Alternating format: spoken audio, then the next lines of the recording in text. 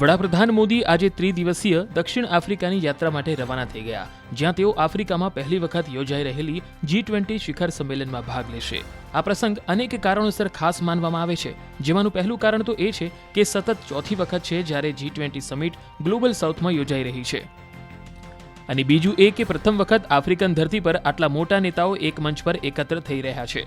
જોહાનિસબર્ગમાં PM Modi માત્ર G20 સમિટમાં જ નહીં, પરંતુ બ્રાઝિલ, ભારત, દક્ષિણ આફ્રિકા એટલે કે EBSA દેશોના છઠ્ઠા શિખર સંમેલનમાં પણ હાજરી આપશે.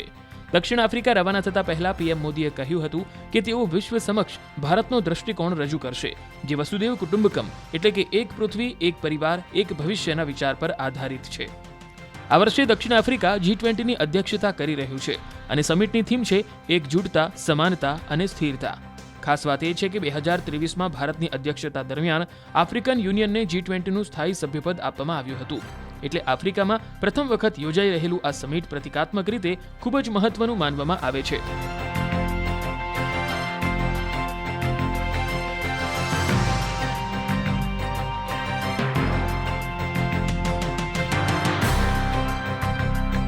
પીએમ મોદીએ કહ્યું કે તેઓ સમિટના ત્રણેય મુખ્ય સત્રોને સંબોધિત કરશે. તદુપરાંત અનેક દેશોના લીડર્સ સાથે પણ મુલાકાત કરી શકે છે.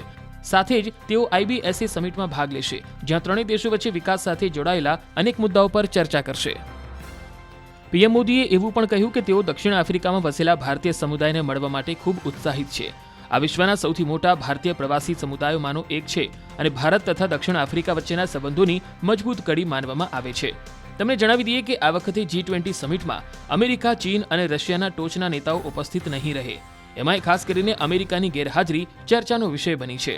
દક્ષિણ આફ્રિકામાં માનવાધિકાર ઉલ્લંઘનનો હવાલો આપતા અમેરિકાના રાષ્ટ્રપતિ ડોનાલ્ડ ટ્રમ્પે કહ્યું છે કે તેઓ G20 સમિટમાં હાજરી આપશે નહીં. ટ્રમ્પે સોશિયલ મીડિયા પર પોસ્ટ કરી હતી કે દક્ષિણ આફ્રિકામાં શ્વેત ખેડૂતો પર અત્યાચાર થઈ રહ્યો છે અને તેથી કોઈ પણ US અધિકારી ત્યાં જશે નહીં.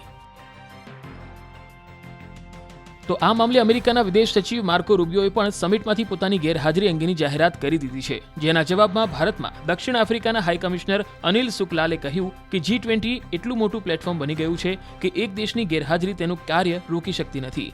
એવા અહેવાલો છે કે દક્ષિણ આફ્રિકામાં US એમ્બેસીના એક પ્રતિનિધિ ઔપચારિક હેન્ડઓવર સમારોહમાં હાજર રહેશે.